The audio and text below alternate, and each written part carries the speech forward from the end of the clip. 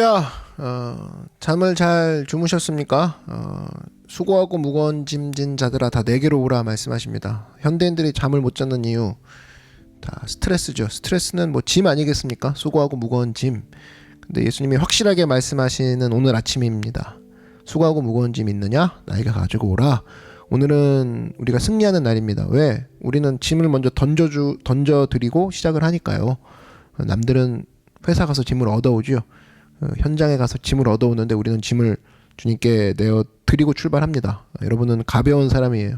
오늘 이 아침이 그런 시간입니다.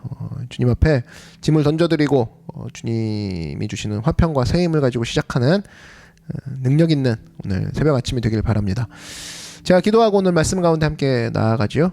사랑해 주님 감사합니다. 주님이 짐 가져오라 했습니다. 그래서 짐을 드립니다. 그리고 주님이 주시는 마음을 가지고 출발하기 원합니다. 오늘 새벽 아침에 주님께서 함께 하시고 역사하여 주셔서 가지고 나온 모든 문제들이 주 안에서 응답받고 주님과 함께 승리하는 우리 모두가 되게 하여 주시옵소서. 예수님의 이름으로 기도드렸습니다. 아멘. 함께 하나님 말씀 보겠습니다. 사무엘상 24장 1절에서 4절 말씀 보겠습니다. 사무엘상 24장 1절에서 4절 말씀 우리 다 같이 한 목소리로 합독하겠습니다. 시작. 사울이 블레셋 사람을 쫓다가 돌아오매 어떤 사람이 그에게 말하여 이르되 보소서 다윗이 엔게디 광야에 있더이다 하니 사울이 온 이스라엘에서 택한 사람 3,000명을 거느리고 다윗과 그의 사람들을 찾으러 들염소 바위로 갈새 길가 양의 우리에 이른즉 굴이 있는지라 사울이 뒤를 보러 들어가니라 다윗과 그의 사람들이 그 굴 깊은 곳에 있더니 다윗의 사람들이 이르되 보소서 야훼께서 당신에게 이르시기를 내가 원수를 내 손에 넘기리니 내 생각에 좋은 대로 그에게 행하라 하시더니 이것이 그날이니이다 하니 다윗이 일어나서 사울의 겉옷자락을 가만히 베니라. 아멘. 네, 오늘은 후회하지 않고 사는 법, 후회하지 않고 사는 법이라는 제목으로 하나님 말씀 증거하도록 하겠습니다. 인생 살다 보면 위기를 만날 때가 있습니다. 절박한 문제에 봉착할 때가 있죠. 진로의 문제 봉착할 때가 있습니다. 앞이 꽉 막혀가지고 한 발자국도 못 갈 때, 가정의 위기가 올 때도 있죠. 부모가 자녀를 볼 때 위기다 느낄 때가 있고 문제가 있고 또 부부도 마찬가지입니다. 이혼의 문제, 그런 위기가 올 때가 있습니다. 결혼의 위기가 올 때가 있죠. 혼기는 다 찼는데 또 막상 또 결혼할 수 없는, 풀리지 않는 상황. 이럴 때 답답하다. 그게 바로 위기라고 느낄 때가 있다라는 겁니다. 근데 이 위기가 왜 파워가 있는 거냐면, 위기가 왜 힘든 거냐면 사람이 침착해야 되거든요. 침착하게 평소대로 결정하면 되는데 위기 때 당황해서 나오는 결정으로 더 큰 후속타를 맞게 되는 거, 이게 위기가 무서운 겁니다. 당황해서 결정을 막 내리게 돼요. 위기 때 그냥 점점 더 꼬이게 되는 상황이 된다. 위기가 주는 무서운 힘이라는 겁니다. 한마디로 잘못된 결정을 내릴 가능성이 큰 기간, 그게 바로 위기라는 거예요. 당황해서 더욱더 급하게 결정하고 경솔하게 결정하고 그래서 낭패를 볼 경우가 많다라는 겁니다. 여러분, 진짜 믿음이라는 게 뭐냐? 진짜 믿음은 평소 때 드러나는 게 아니라 위기 때 드러나요. 지금 뭐 네이버 밴드 사람들이 모여서 교회 안에서 우리가 어떤 새로운 캠프가 시작되는 거죠. 자체적으로 평소에 이렇게 잘 해놔야 돼요. 그래서 나중에 위기 때 잘 하시라고 평소에 이렇게 하는 거예요. 위기 때는 뭐 네이버 밴드 할 때가 어디 있어요. 데일 밴드 이런 거나 붙이고 있지. 근데 그것도 붙일 때도 없죠. 근데 평소 때 잘 해놓으면 위기 때 기억나고 딱 당황하지 않고 결정을 할 수 있다는 거예요. 그래서 평소가 중요합니다. 진짜 믿음은 이 평소에 잘 해놔서 위기 때 드러나는 거죠. 위기 때 위기를 잘 극복하기 위해서 평소에 준비하는 게 믿음 생활이라는 거예요. 우리 보통 그런 얘기하죠. 명경과 잡종견, 차이점이 있다 그러죠. 위기에 나타난다고 합니다. 위기. 그래서 사실 개가 개 아니에요. 다 평상시에 다 개처럼 보이는데 이 명경 같은 경우는 위기 때 그 먹이를 주면 오히려 그거죠. 주인의 말을 오히려 듣는다 그러죠. 거기서 명견과 잡종견의 차이가 난다 그러죠. 그 말도 마찬가지죠. 며칠 물 안 먹이고 있다가 쫙 그 물가에 가서 풀었는데 딱 어떤 그 조련사가 딱 불렀을 때 돌아오는 그 명마, 그게 바로 명마라는 거죠. 주인의 말을 듣는가. 위기 때 목마르고 먹고 싶은데 주인의 명령 하나에 그 위기에 흔들리지 않고 따라가는가 아닌가. 우리도 마찬가지입니다. 이 똥개 같은 경우는 주는 대로 먹죠. 위기 때는 위기 때 오히려 더 잘 먹고, 아니라는 거예요. 진짜 제대로 된 믿음을 갖고 있다 그러면 위기 때 오히려 명견 같은 행동, 명마 같은 행동을 해야 된다. 잡종 같은 믿음을 가지고 있으면 절대로 안 된다는 겁니다. 다윗 보십시오. 다윗이 지금 위기를 맞게 되었습니다. 맘대로 행동하지 않아요. 사울에게 쫓기는 삶인데, 쫓기니까 위기죠. 위기인데 맘대로 행동하지 않아요. 여러분 쫓겨봤어요? 막 빚쟁이한테 쫓겨봤습니까? 쫓겨보면 피곤합니다. 불안해요. 그리고 나중에 마음속에 합리화가 생겨요. 난 이래도 되지 않나? 뭐 이런 거. 위기의 삶이거든요. 지금도 위기에 사는 그런 사람들 있죠. 난 바쁘니까 예배 빠져도 돼. 나는 요즘 힘드니까 예배 기도 안 해도 돼. 그 위기라고 나름대로 생각하고 거기서 위기의 흐름대로 자기가 행동하는 건데, 잡종 같은 삶이죠.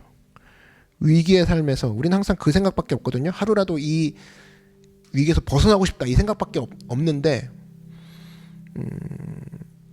사실은 그러니까 믿긴 것 같아요. 위기는 최고의 목적이 하나님을 따라가자가 아니라 이걸 벗어나기만 하자. 그러기 위해서 난 뭐든지 해도 돼. 그러니까 위기가 위기인 것 같아요. 벗어나는 게 목적이 아니죠. 잘 벗어나는 게 목적인데 우린 그렇게 생각하지 않는다는 겁니다. 사탄이 그것을 또 잘 이용해요. 야, 벗어나라. 벗어나는 게 중요해. 잘 벗어나는 것보다 일단 벗어나는 게 중요해. 이렇게 우리를 유혹한다는 겁니다. 근데 오늘 다윗 보니까 기회가 왔죠. 위기에서 벗어날 수 있는 기회, 사울을 죽여버리면 되는 거예요. 근데 잘 벗어나는 게 중요하다라고 했을 때 다윗은 위기 상황에서 잡종같이 행동하지 않죠. 어떤 사람이 사울에게 고발했습니다. 엔게리 광야에 다윗이 있다. 그랬더니 3,000명의 군사를 데리고 잡으러 왔습니다. 추격 중에 또 용변이 급했는지 굴에 들어가요. 이거 보면서 약간 진짜 똥개 같은 느낌 들지 않습니까? 사울은 자기 나름대로 위기일 거 아니에요. 그죠? 다윗이 존재하는 한 내 왕좌가 불안해진다. 한마디로 사울은 본성대로 움직였습니다. 똥개처럼. 똥 말이면 똥 싸고, 다윗이 있다 그러면 몰려가고. 근데 그 용변을 보는 그 굴이 다윗과 그의 부하들이 마침 숨어 있는 굴이었죠. 죽일 기회가 왔죠. 다윗의 부하들은 죽이자고 했습니다. 부하들은 죽이자고 했어요. 근데 어떻게 죽이자고 했냐? 말씀을 빙자해서. 야, 요거 사람 헷갈리게 하죠. 오늘 24장 4절 보니까 다윗의 사람들이 이르되 보소서 야훼께서 당신에게 이르시기를 내가 원수를 내 손에 넘기리니 내 생각에 좋은 대로 그에게 행하라 하시더니 이것이 그 날이니이다 하니 다윗이 일어나서 사울의 겉옷자락을 가만히 베니라. 여기 보니까 야훼께서 당신에게 이르시기를 그러면서 내가 원수를 내 손에 넘기리니 내 생각에 좋은 대로 그에게 행하라 하시더니, 제가 이게 아무리 성경을 찾아봐도 이 구절을 못 찾겠어요. 없어요. 그리고 이게 뭐 그런 거죠. 내가 복음에 의하면, 그죠? 얼핏 보면 다 맞는 것 같죠? 뭐 마태복음 29장에 말씀하시기를 없거든요. 29장은 마태복음은. 근데 이 하나님 말씀이라고 얘기를 딱 하면서 들이대는데 사실 이게 말씀 아니거든요. 지금 다윗의 부하들이 그런 거예요. 성경 어디에 이런 구절이 있냐? 없다라는 거예요. 내가 원수를 네 좋을 대로 행하라. 이게 어디 있어요? 이거는 내가복음이죠. 내가복음 7장 8절 막 이런 거. 이런 말을 하는데 다윗은 속지 않았다라는 겁니다. 우린 그러죠. 합리화의 유혹이 있지 않습니까? 위기는 벗어나라고 있는 겁니다. 어떻게든 벗어나면 돼요. 사울을 죽이고 벗어나자. 잘 벗어나죠. 잘 벗어나는 게 중요합니다. 잘 벗어나는 거. 부하들도 그렇고 상황도 그렇고 하나님이 내게 주신 기회야 이렇게 생각할 수 있는 거 아니에요? 충분히. 근데 다윗은 거기에 넘어가지 않았다는 겁니다. 다윗이 행동을 이렇게 절제할 수 있었던 이유가 뭐냐? 그래서 결국엔 후회하지 않았죠. 후회하지 않았던 이유는 뭐냐? 가장 중요한 이유는 하나님 말씀이 그 속에 있었기 때문이에요. 두 가지 말씀이 있었는데 첫 번째는 원수 갚는 것이 내게 있다. 하나님이 직접 얘기하신 거죠. 아, 원수 갚는 건 하나님께 있구나. 이것이 다윗의 마음을 쳤고, 그 다음에 하나님이 기름 부은 자를 내가 함부로 할 수 없어. 그 마음이, 그 말씀이 다윗을 지켰다라는 겁니다. 이 두 가지예요. 그래서 절제할 수 있었다는 겁니다. 보세요. 위기 때 다윗을 지켜준 게 뭐예요? 말씀이죠. 그래서 말씀 잘 읽으세요, 여러분. 말씀 읽는 사람이 위기를 잘 극복해요. 위기를 잘 극복한다는 얘기가 위기 때 지 맘대로 더 행동해서 상황을 더 꼬이게 만들지 않는다, 그 소리죠. 위기 때 붙들 말씀이 있는가? 위기 때 평소에 외운 말씀이 있는가? 위기 때 하나님께 물어본 경험들이 있는가? 이것들이 다 작동하는 거죠. 우리도 마찬가지입니다. 위기 순간에 함부로 경솔하게 행동할 게 아니라 이렇게 위기를 넘길 줄 아는 모습이 우리에게도 있어야 된다는 거죠. 다윗이 어떻게 위기를 넘겼냐? 한마디로 얘기하면 원리의 사람이었기 때문입니다. 원리의 사람. 여러분, 원리가 있는 사람하고 없는 사람하고 차이가 뭔지 아세요? 원리가 없으면 그때그때 임기응변으로 행동하게 돼 있습니다. 그러니까 넘어가는 거예요. 어느새 사기 당해 있고, 어느새 자기도 생각하지 못한 결정에 후속타를 막 맞고 있고, 상황이 어려워지면 언제나 사람들은 뭘 따지게 되냐? 이익을 따지게 돼 있죠. 이익을. 그래서 여러분 위기 상황에 놓이잖아요. 그러면 항상 그 유혹이 뭐로 오냐면 눈앞에 이익으로 와요. 당장 내가 그거 일단은 해야 되지 않겠습니까? 하고 다 결정하게 돼요. 눈앞에 있는 이익 가지고. 이거 하면 당장 이익이 될 것 같거든요. 당장 사울을 죽이면 위험에서 벗어날 것 같거든요. 자기가 이익이 될 것 같아요. 근데 이게 롱텀으로 보면 이익은 아니죠. 그래서 언제나 그렇다고요. 언제나. 미끼를 보십시오. 미끼. 물고기로 따지면 눈앞에 그 미끼가 축복처럼 보이죠. 야, 요것만 물면 오늘 한 끼는 해결될 것 같아. 근데 바로 덥석 물지 않고 보라고. 그 물고기가 보고 있는 그 미끼 위로 낚싯줄이 보이죠? 그럼 낚싯줄 위를 더 따라가 보라고요. 그 물 밖에 수면 위에 낚시꾼 얼굴이 보이죠? 싹 웃고 있는. 그 옆에 보아요. 그 물에 벌써 물이 끓고 있죠. 남비 속에. 그죠? 그럼 내가 저렇게 되는구나. 잘 보세요. 이게 바로 죽는 길이라고. 탁 무는 순간에 오늘 한 끼는 해결됐다. 눈앞에 이기하고 먹는 순간에 턱에 압력이 느껴지고 위로 붕 뜨게 되고 드디어 내가 올라가나? 올라가는 게 아니죠. 바로 그냥 아저씨가 한번 쓰다듬더니만 뜨거운 물 속에 들어가서 바로 매운탕. 우리가 인생 그렇게 될 수 있다는 겁니다. 매운탕 인생 될 수 있다는 거예요. 그러니까 위기 속에 정말 우리가 깨달아야 될 게 뭐냐. 내가 위기가 왔죠. 근데 그 위기를 벗어날 수 있는 기회가 너무 좋아. 그렇다 그러면 의심해봐야 된다는 거예요. 신중하게 생각하라, 그겁니다. 미끼일 수 있다는 거예요. 그래서 뭐 결혼할 때가 됐어요. 근데 갑자기 모든 조건을 갖춘 사람이 등장했어요. 근데 그럴 리가 없죠. 아시죠? 되게 나는 나이가 찼는데 홍기가 다 됐는데 모든 걸 다 갖춘 사람이 나한테 나타난다? 너무 친절하게 나밖에 없다고 그러고 그 사람이. 그럼 뭐예요? 그건 미끼라고. 유혹이라고요. 저는 뭐 그렇게 인생에서 별로 안 속았다고 얘기할 수 있는 것 같아요. 안 속으면서 산 것 같은데, 안 속았던 이유 중에 하나가 뭐냐면 제가 살았던 경력이 있지 않습니까? 갑자기 유난히 저한테 친절하고 갑자기 보통 때와 다르게 저한테 유난히 잘해준다 그러면 언제나 경계했습니다. 이건 조심해야 된다. 가까이 가면 안 된다. 지나놓고 보니까 다 미끼였어요. 함정이더라고. 속으면 안 되죠? 그래서 평상시와 똑같이 대해준다. 쌀쌀맞게 뭐 굴고 막 여전히 날 힘들게 하고 그러면 이건 미끼는 아니구나. 그죠?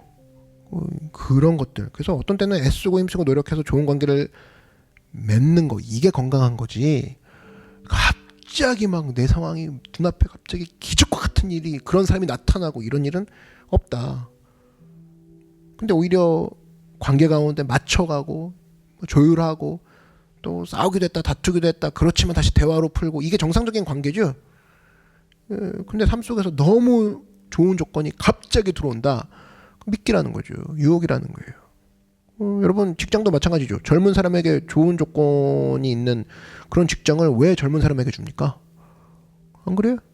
그렇게 좋은 조건이면 여러분한테 왜 소개합니까? 자기들이 먼저 먹고 떨어지지. 너무 좋은 조건인데 나한테 와서 사정을 하고 있다? 그 무슨 얘기예요? 함정이라는 겁니다. 여러분 젊은이들이 무슨 일확천금을 얻을 데가 어디 있어요? 안 그래요?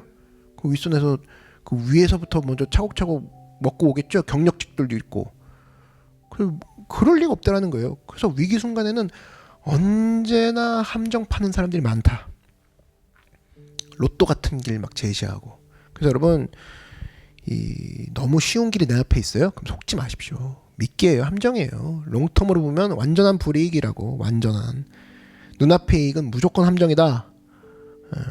하나님께서 그렇게 주시지 않는다라는 거예요. 말씀의 원리를 붙들고 신중하게 결정할 줄 알아야 된다는 겁니다. 그러면 이 미끼에 걸리지 않고 신중하게 살기 위해서 어떻게 해야 되느냐? 원리의 사람이 되는 길이 어디에 있느냐? 아무리 강조해도 지나치지 않는 말씀이죠. 바로 말씀과 기도에 있다는 겁니다. 말씀과 기도. 계속해서 꾸준히 기도하고 있다 그러면 눈앞에 미끼가 아른거려도 걸려들지 않는다라는 거예요. 오늘 다윗 이야기죠. 다윗은 왜 이런 위기 상황에서 사울을 찔러 죽이지 않는 게 가능했는가? 다윗이 광야 생활했죠. 광야 생활을 체험한 사람인데 광야에서 하나님과 교제를 했죠. 그것도 날마다. 그랬더니 흔들리지 않는 판단이 서는 거죠. 빌립보서 4장 6절 아시죠? 아무것도 염려하지 말고 다만 모든 일에 기도와 간구로 너희 구할 것을 감사함으로 하나님께 아뢰라. 하나님께 이렇게 기도했더니 어떤 일들이 벌어지느냐? 그 뒤에 나오죠. 그리하면 모든 지각에 뛰어난 하나님의 평강이 그리스도 예수 안에서 너희 마음과 생각을 지키시리라. 뭘 지켜요? 마음과 생각을 지킨대요. 지금도 마음과 생각이 자꾸 흔들려요 하는 사람들은 이 말씀을 붙드십시오. 흔들리는 이유가 뭐냐면 하나님 앞에 날마다 기도할 삶, 날마다 교제하는 삶이 없기 때문에 그래요. 판단이 자꾸 잘못되는 경우가 있는 이유는 흔들린다 그거죠. 근데 계속 기도하는 사람에게는 하나님이 복을 주시는데 그 복이 뭐냐? 마음과 생각을 지킨대요. 눈앞에 별의별 위기가 다 닥쳐와도 마음과 생각만큼은 평안해요. 그럼 그 사람 기도하는 사람이라는 거예요. 그래서 흔들리지 않는다라는 겁니다. 위기 상황 언제 이것을 다 대처합니까? 무슨 위기 상황 올 때마다 무슨 매뉴얼을 다 갖춰요? 그럴 수가 없죠. 오늘 위기가 또 다르고 내일 위기가 다를 텐데 이런 지혜도 없어요. 솔루션이 있다 하더라도 우리는 능력이 없다고. 그거를 해결해낼 체력도 없고. 여러분 잊지 마십시오. 그때 기억하라는 거예요. 언제나 아무것도 염려하지 말고 다만 모든 일에 뭐만 하래요? 기도와 간구로 구하라 이거예요. 그러면 하나님이 너의 마음과 생각을 지킨다. 내가 막 발벗고 뛰어들려고 그러고 내가 막 하려고 하고 그러니까 미끼를 덥석덥석 무는 거죠. 기도와 간구하래요. 이게 바로 다윗이 살았던 인생이고 우리가 살아야 될 인생을 생각합니다. 그래서 기도하는 백성이다 그러면 언제나입니다. 신중하고 지혜가 있어요. 좌로나 우로나 치우치지 않아요. 그 안에 원리가 있는 거죠. 그래서 항상 열매가 맺게 된다는 거예요.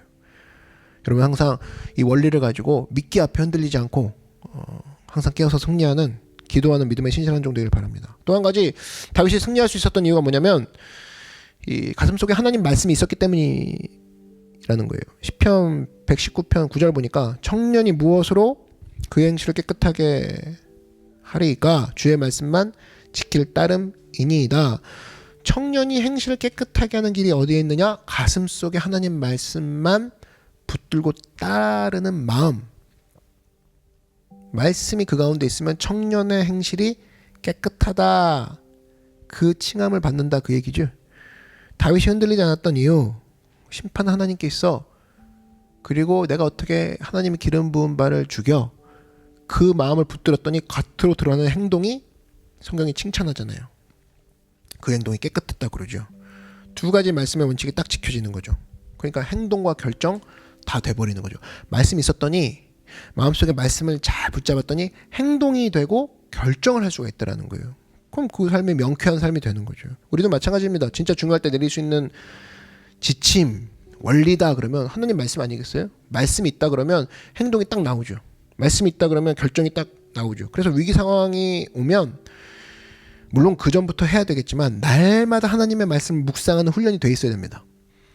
그래서 위기가 딱 오면 이때는 이 말씀이 떠올라야 되고 이때는 저 말씀이 딱 떠올라야 돼요. 어버버버 하다가 쫓아가지 말고 왜 제가 평신도인데 어떻게 할까요? 어버버버 바보죠. 그 말씀을 왜 읽는데 지금 말씀을 왜 읽는 거예요? 우리가 말씀을 묵상하는 이유가 뭐예요? 위기 때 잘 하려고, 위기 때 잘 행동하고 위기 때 잘 결정하려고. 그래서 승리하는 거죠. 그래서 이 결국은 말씀은 뭐냐면 흔들리지 않는 가드레일과 같아요. 결코 그 길 밖으로 나가지 못하게 하는 우리를 잡아주는 거죠.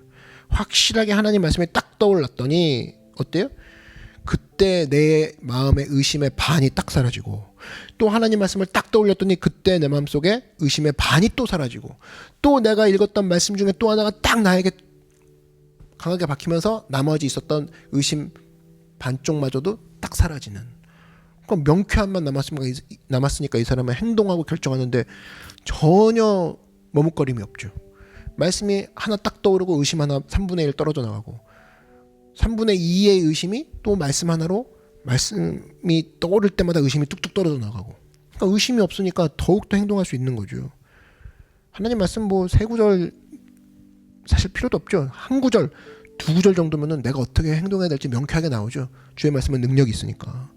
말씀이 가슴속에 있는가, 이 하나님 법이 내 가슴에 뛰고 있는가, 그게 원리거든요. 그 원리가 있을 때 그때 승리할 수 있다는 겁니다. 그래서 우리가 뭐 맨날 듣는 것 같이 보이지만 위기 중에 기도와 말씀을 붙들면 어떤 길을 가야 될지 행동과 결정을 할 수 있다는 거예요. 행동과 결정을 못해서 미칠 것 같죠. 그럼 내 마음속에 하나님 말씀이 살아 움직이지 않고 있다는 거예요. 살아있는 하나님의 말씀이 올 때 의심이 사라지고 행동과 결정을 내가 내릴 수 있다는 겁니다. 여러분 대관령 넘어갈 때 뭐 이렇게 안개 자욱한 거 막 있죠. 그래서 이거 운전할 수 있을까? 그때 제일 귀한 게 뭐예요? 중앙선이에요. 중앙선 보면은 노란 줄만 있지 않고 거기에 등 같은 거 박아놨죠. 그 반사등이에요. 반사등. 헤드라이트가 비칠 때 그게 반사를 해줘가지고 차가 바깥쪽으로 넘어가지 않고 그 길 따라서 그 대관령을 잘 넘어갈 수 있도록. 쓸데없이 그어진 게 아니라고. 그래서 안개가 자욱할 때는 앞에 보고 가는 게 아니라 중앙선 보고 가는 거예요. 중앙선 기준이지. 천천히라도 가면 목적지에 도달한다. 제 인생 가운데도 그런 것 같습니다. 여러분 인생도 그렇죠. 너무 자욱해요. 앞에 안 보여요. 앞에 안 보일 땐 뭐 보고 가라? 중앙선 보고 가라. 우리에게 중앙선이 뭐예요? 말씀이죠. 당장 내일이 안 보여요. 누가 내일 보고 가래요? 크리스찬이 내일 보고 가는 사람입니까? 크리스찬이 말씀 보고 가는 거예요. 말씀의 중앙선. 눈앞에 운전자의 시야에서 이제는 보일 게 없어요. 그 정도로 답답하고 막막한 드라이버에게는 위기라고. 안 보여 하고 서 있으면 어떡할 거예요? 뒤에 사고 나죠? 안 보여도 가기는 가야 되는데 뭐 보고 가냐? 눈앞에 있는 거 안 보고 내 눈 옆에 그 중앙선 쫙 거 있는 그 중앙선 보고 천천히 가는 거예요. 그럼 된다고. 따라 말씀해 주십시오. 내 마음속의 중앙선은 하나님 말씀이다. 그 대관령은 시야 보고 건너간다 그러면 큰 사고 납니다. 사람 눈 믿고 가다 보면. 친구 말도 들을 것도 없죠. 대관령은 없는데 무슨 친구 말을 들어요. 그때는 중앙선. 그죠? 나를 비춰주는 그 중앙선. 결국은 답답하죠. 그러나 그 처음에 그 답답함이 사실은 우리가 목적지까지 갈 수 있는 명쾌한 그리고 유일한 길, 바로 말씀이 우리의 길이라는 겁니다. 그래서 우리 마음 가운데 감으로 살지 말고 대관령 생각하십시오. 대관령 누가 감으로 넘어요? 사고 나요. 누가 느낌으로 넘으래요? 대관령 넘어갈 때 뭐 음악 들으면 넘어갑니까? 아니에요. 중앙선. 답답해 보여도 그 중앙선에 비치는 그 등을 따라서 쭉 가다 보면 거기서 수많은 사람들을 내가 살릴 수도 있고 또 나도 살고, 이것을 통해서 내 눈앞에 있는 위기, 내 눈앞에 있는 미끼에서도 승리할 수 있는 우리 모두가 될 줄로 믿습니다. 여러분 삶 가운데 위기 상황이에요. 언제나 기도하십시오. 오늘 삶의 중앙선이 보여져요. 눈앞에 안 보입니까? 상황이? 그럼 그거 보고 가지 마요. 우리는 보고 가는 존재 아니었으니까. 우리는 말씀 보고 가는 존재예요. 중앙선은 보인다고. 중앙선은. 그래서 오늘도 주시는 말씀 붙잡고 하나님 앞에 위기 상황을 날마다 멋지게 벗어나는 여러분 되기를 주의 이름으로 축원합니다. 다 같이 고개 숙여 기도하겠습니다. 사랑해 주님 감사합니다. 주님, 제가 어려움 가운데 있습니다. 위기 중에 경솔하게 행동하지 않게 하시고 감으로 행동하지 않게 하시고 느낌으로 해결하지 않게 하시고 언제나 하나님의 뜻을 따르는 종이 되기 원합니다. 원리를 따르는 종이 되기 원합니다. 기도하면서 말씀 원리를 따르면서 순종할 때에 위기를 극복하는 믿음의 종이 되게 하여 주시옵소서. 예수님의 이름으로 기도드렸습니다. 아멘. 오늘 말씀을 생각하면서 우리 주님의 이름 한 번 부르고 다 같이 통성으로 기도하겠습니다.